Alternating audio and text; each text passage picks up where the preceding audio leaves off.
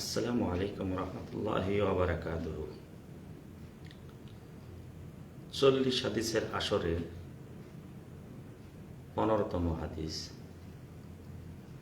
এই হাদিসের শিরোনাম হল মুমিনদের 3টি আবশ্যকীয় আদব।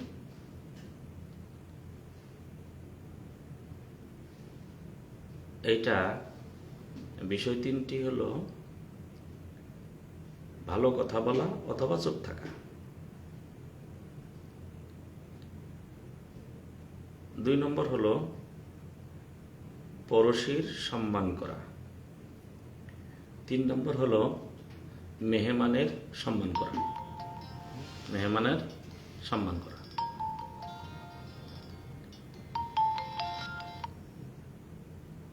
হাদিসটি আবু হুরায়রা রাদিয়াল্লাহু তাআলা আনহু বর্ণনা করেন।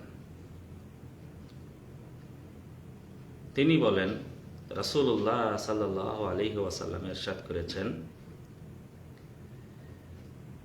মান কানা ইউমিনু বিল্লাহি ওয়াল ইয়াউমিল আখির ফালিয়াকুল খাইরান আও লিয়াসমুত। যে আল্লাহ এবং আখিরাতের প্রতি ঈমান এনেছে, আল্লাহ এবং আখিরাতের প্রতি ঈমান এনেছে, তার উচিত হলো ভালো কথা বলা, উত্তম কথা বলা, নচেত চুপ থাকা। দ্বিতীয়, ওমান কানা ইউমিনু বিল্লাহি ওয়াল ইয়াউমিল আখির ফালইউকরিম জারাহু। যে ব্যক্তি আল্লাহ এবং আখিরাতের প্রতি ঈমান এনেছে, ঈমান আছে, সে যেন তার প্রতিবেশীকে সম্মান করে। ওমান কানা ইউমিনু বিল্লাহি ওয়াল ইয়াউমিল আখির ফালইউকরিম দাইফাহু। যে ব্যক্তি আল্লাহ এবং আখিরাতের প্রতি ঈমান আছে, ঈমান এনেছে, সে যেন মেহমানের সম্মান করে। হাদিসটি বুখারী এবং মুসলিমে বর্ণিত হয়েছে। তো বিষয় 3টি সম্পর্কে আমরা জানলাম, হাদিসের অনুবাদটাও জানলাম, শিরোনামটাও আমরা জেনেছি। তো প্রথম যেটি, সেটি হলো সত্য কথা বলতে হবে, সঠিক কথা বলতে হবে, উত্তম কথাটাই যেন আপনার মুখ থেকে বের হয়, উত্তম কথাটাই যেন আপনি উচ্চারণ করেন, আপনার মুখ থেকে উচ্চারিত হবে উত্তম কথাগুলি। যে কথায় আপনার উপকার নেই, আপনার সমাজের উপকার নেই, আখিরাতের উপকার নেই, যে কথা বললে আখিরাতে আপনাকে মর্যাদা বৃদ্ধি হবে না, এমন কথা থেকে বিরত থাকতে হবে, এমন কথা থেকে বিরত থাকতে হবে। যাই হোক না কেন, মুখ থেকে যা উচ্চারিত হবে, আপনি ভালো কথা বলবেন, মানুষের সাথে ভালো কথা বলবেন, যাতে করে মানুষ আপনার থেকে ওই কথা দিয়ে দিনের পথে আসে, ওই কথা দিয়ে আখিরাতের পথ দেখে। আপনি যে কথাটা বলছেন সেটি রেকর্ড হচ্ছে, কিয়ামতের দিন এই রেকর্ডটি বাজানো হবে, আপনি দেখতে পারবেন, আপনি শুনতে পারবেন, যেভাবে বলেছেন সেইভাবে। তাহলে আপনার কথা দ্বারা কিয়ামতের জন্য আপনার জন্য অপমানিত না হয়, কিয়ামতের জন্য আপনার মর্যাদা বৃদ্ধি হয়, কিয়ামতের জন্য আপনি সবকিছু যা বলেছেন এগুলির দ্বারা আপনি উপকৃত হন, জান্নাতে মর্যাদা বৃদ্ধি হয়, আরশে ছায়ানিচে স্থান পান, আপনার যেন মিজানে যেন নেকির পাল্লা ভারী হয়। এই কথা দ্বারা আপনি যেন পুলসিরাত পার হতে পারেন, এই কথা দ্বারা যেন আপনি রাসূলের সারিতে আপনি দাঁড়াতে পারেন। এভাবে আমাদের কথা বলতে হবে। আর দ্বিতীয় হলো প্রতিবেশীর যেন সম্মান করি। রাসূল সাল্লাল্লাহু আলাইহি সাল্লাম বলেন যে বারবার আমাকে জিবরিল আলাইহিস সালাতু ওয়াস সালাম এসে ওসিয়ত করতেন প্রতিবেশীর ব্যাপারে। আমার মনে হলো হইতে পারে আমাকে ওসিয়ত করছেন জিবরিল আলাইহিস সালাতু ওয়াস সালাম, মনে হয় তাকে আমাকে আমার সম্পদের উত্তরাধিকার করে দিবে, এমনভাবে ওসিয়ত করতেন। তাহলে আপনার কোরআনেও আল্লাহ তাআলা এই ব্যাপারে অনেক নির্দেশ দিয়েছেন প্রতিবেশীর ব্যাপারে। রাসূল সাল্লাল্লাহু আলাইহি ওয়াসাল্লাম বলেন, কেউ যখন মাংস রান্না করবে সে যেন একটু ঝোল বাড়িয়ে দেয়। কেন? যাতে করে প্রতিবেশীকে একটু তরকারি দেওয়া যায়, প্রতিবেশীকে একটু হাদিয়া দিতে পারেন। তো আপনি প্রতিবেশীকে মাঝে মাঝে যা রান্না করেছেন একটু দিয়ে আসবেন। যদি গরিব হয় আরও তো বেশি হকদার। আর আল্লাহ নবী সাল্লাল্লাহু আলাইহি ওয়াসাল্লাম বলছেন, প্রতিবেশীকে তোমরা নিচু চোখে দেখবে না, অবহেলা করবে না, অনীহা প্রকাশ করবে না তার ব্যাপারে। যদিও ছাগলের যে পায়া আছে, ছাগলের যে খুর আছে, পায়া আছে, সেটাও যদি আপনি তাকে হাদিয়া দিতে পারেন। রান্না করলেন, হালকা কিছু রান্না করে সেটাও একটা হাদিয়া দিবেন। অথবা আপনি ধনী মানুষ, আপনার গরিব একজন প্রতিবেশী আপনার জন্য সাধারণ কিছু হাদিয়া দিয়েছে, সেটাকেও আপনি ছোট মনে করবেন না। প্রতিবেশীর হক, যদি প্রতিবেশী অমুসলিমও হওয়া, তার আপনার উপর একটি হক রয়েছে। প্রতিবেশী যদি অমুসলিম হওয়া, তার আপনার উপর তার হক রয়েছে প্রতিবেশী হিসেবে। আর যদি মুসলিম হয় তাহলে দুইটি হক, একটি হলো প্রতিবেশী হিসেবে আর একটা হলো মুসলিম হিসেবে। আর যদি আত্মীয় হয় তার জন্য তিনটি হক, একটা আত্মীয়তা, আর একটা হলো প্রতিবেশীয়তা, আর একটা হলো কি মুসলিমতা। তিনটা, সে মুসলিম, সে প্রতিবেশী এবং সে আপনার আত্মীয়, তিনটি হক রয়েছে। এগুলিতে কিন্তু আমরা যেন খেয়াল রাখি। আর তৃতীয়, রাসূলুল্লাহ সাল্লাল্লাহু আলাইহি ওয়াসাল্লাম বলছেন মেহমানের জন্য সম্মান করে। তো মেহমানের সম্মান আমরা কিভাবে করব? অনেকে আছি লৌকিকতা দেখাই না।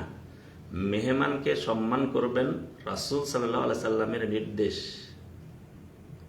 এই হিসেবে সম্মান করবেন। তাহলে আপনি তার প্রতি যে শ্রদ্ধা করবেন বা স্নেহ করবেন, যে আদরটা দিবেন, তাকে যে আপ্যায়ন করবেন, এগুলি তুমি সওয়াব পাবেন। আর যদি মনে করেন না আসছে করতে হয় সামাজিকভাবে, না, সামাজিকভাবে করতে হয় সেটি নয়, ইসলামের নির্দেশিত, আপনি ইসলাম আমাকে নির্দেশ দিয়েছে, রাসূল সাল্লাল্লাহু আলাইহি ওয়াসাল্লাম আপনাকে নির্দেশ দিয়েছেন, সেজন্য আপনি তাকে সম্মান করবেন, তার আতিথেয়তা করবেন, তাকে আপনি আপ্যায়ন করবেন, তার জন্য যতটুকু আপনার সাধ্যে যতটুকু লাগে, সাধ্য অনুযায়ী তাকে আপনি চেষ্টা করবেন তার সম্মান করা, তার বসতে দেওয়া, তাকে যদি থাকে শুইতে দেওয়া, তিনি যদি থাকেন তার খোঁজ খবর নেওয়া, তিনি যদি থাকেন তার খাওয়া দাওয়ার ব্যবস্থা করা।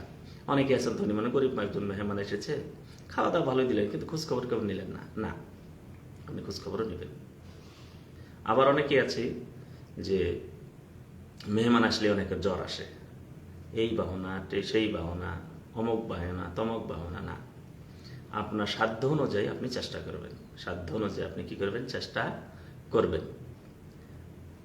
তো মেহমান যদি আসে তাহলে মেহমানের দ্বারা মেহমান যা খাবেন, মেহমান যে আপনাকে অবস্থান করবে, তার জন্য অনেকগুলো নীতিমালা আছে, সেগুলি পরে হয়তো আলোচনা করা হবে বা আপনারা জানেন বা শুনেছেন। আজকে আমরা যেটি বিষয়টি বলবো সেটি হলো রাসূল সাল্লাল্লাহু আলাইহি ওয়াসাল্লাম মেহমানের সম্মান করতে বলেছেন। মেহমানের সম্মান করতে বলেছেন কোন ব্যাপারে? তার খোঁজখবর নেওয়ার ব্যাপারে। ধনী হোক গরিব হোক, তিনি যেন বুঝতে না পারেন তাকে আপনি অবহেলা করছেন। অবহেলার কিছু নেই। সম্পদ আল্লাহ আপনাকে দিয়েছেন, অথবা আল্লাহকে জ্ঞান গরিমা দিয়েছেন, অথবা আপনাকে টাকা পয়সা দিয়েছেন, আল্লাহ দিয়েছেন, তাকে দেননি, এই জন্য শুকরিয়া আদায় করবেন। একই সাথে লেখাপড়া করেছেন, বন্ধু মানুষ, একই সাথে লেখাপড়া করেছেন, তার সম্পদ নেই, আপনার সম্পদ আছে বাড়িতে, আপনার শুকরিয়া করবেন যে একই সাথে লেখাপড়া করেছে, তাকে আল্লাহ দেননি, আল্লাহ আমাকে দিয়েছেন, আল্লাহ তোমার শুকরিয়া। একই সমাজে সে অনেক ধনী ছিল, এখন গরিব হয়ে গেছে, আপনি গরিব ছিলেন, ধনী হয়ে গেছেন। তো যখন ওই গরিব মেহমানটা আসবে আপনার বাড়িতে, আল্লাহ শুকরিয়া করবেন। তো তার চিন্তে সে যেন বুঝতে না পারে যে আপনি তাকে অবহেলা করছেন। অবহেলা করতে নেই, অবহেলা করতে নেই। কেন? মেহমান আসছে আপনার সম্মান বাড়াইতে। এই মেহমানদারি করবেন, কিয়ামতের দিন আপনার সম্মান বাড়বে, হাসরের ময়দানে সম্মান বাড়বে, হাসরের ময়দানে আল্লাহ তাআলা আপনাকে সম্মানিত করবেন। রাসূলুল্লাহ সাল্লামের এক সাহাবা, রাসূলুল্লাহ সাল্লাম বললেন, এক মেহমানে কে নিয়ে যাবে? সাহাবী বললেন, ইয়া রাসূলুল্লাহ, আমি নিয়ে যাব। বাড়িতে নিয়ে যাওয়ার পরে সাহাবী দেখলেন, স্ত্রীকে যখন বললেন যে আমি তো মেহমান নিয়ে এসেছি, রাসূল প্রেরণ করেছেন, তখন বললেন যে কি অবস্থা, সর্বনাশ করেছো তুমি। রাসূলের মেহমান নিয়ে বাড়িতে খাবার নেই, একজনের খাবার আছে, তুমি আছো, আমি আছি, বাচ্চা আছে, কে খাবে আর কে মেহমানের কি খাওয়াবো? তখন তার স্ত্রী বললেন যে পদ্ধতি একটা আছে। আর সেই কালে মেহমান যে বাড়িতে এসেছে, মেজবান যে বাড়িতে মানে মেহমানদারি করছেন, তিনি হলেন মেজবান, আর মেহমান হলেন যিনি এসেছেন। বললেন যে এক কাজ করো, বাচ্চাকে আগেই বাচ্চাকে ঘুমিয়ে দিই। আর দ্বিতীয় হলো, আমি বাতি ঠিক করতে করতে নিভিয়ে ফেলবো, আর তুমি মেহমানের সাথে বসবে অন্ধকারে, হাত নাড়াবে, মুখে চপচপ করবে, মেহমান পেট ভরে খেয়ে নেবে। তাই করা হলো। ফজরের সময় সাহাবা গেলেন, রাসূল সাল্লাল্লাহু আলাইহি সাল্লাম বললেন, সাহাবা, তুমি যে মেহমান নিয়ে গেছিলে, এমন সম্মান করেছো, আল্লাহ তাআলা তোমার কবুল করেছেন, কোরআনের আয়াত নাজিল করেছেন যে ওয়ায়ুথিরুনা আলা আনফুসিহিম ওয়ালাউ কানা বিহিম খাসাসা, তাদের পেটে ক্ষুধা থাকা সত্ত্বেও তার ভাইকে তারা প্রাধান্য দিয়েছে, কোরআনের আয়াত নাজিল হয়েছে। আপনিও যদি সেভাবে মেহমানের সম্মান করেন, ওই সাহাবা যেমন সম্মানিত হয়েছেন কোরআনের আয়াত নাজিল করে, আপনিও সেই সম্মানে শামিল হবেন। আল্লাহ তাআলার কাছে দোয়া করে আল্লাহ রাব্বুল আলামিন যেন আমাদের সবাইকে এই যে 3টি নীতিমালা, 3টি আদব মুসলমান মুমিনের জন্য আল্লাহ নবী সাল্লাল্লাহু আলাইহি ওয়াসাল্লাম বর্ণনা করেছেন, সম্পূর্ণভাবে যেন আমরা বাস্তবায়ন করতে পারি, এবং এর দ্বারা আল্লাহ রাব্বুল আলামিন যেন আমাকে সম্মানিত করেন, আপনাকে যেন মর্যাদা বৃদ্ধি করেন জান্নাতে। আল্লাহ তাআলার কাছে দোয়া করি সবাইকে আল্লাহ রাব্বুল তৌফিক দান করেন। আসসালামু আলাইকুম ওয়া রাহমাতুল্লাহি ওয়া বারাকাতুহু।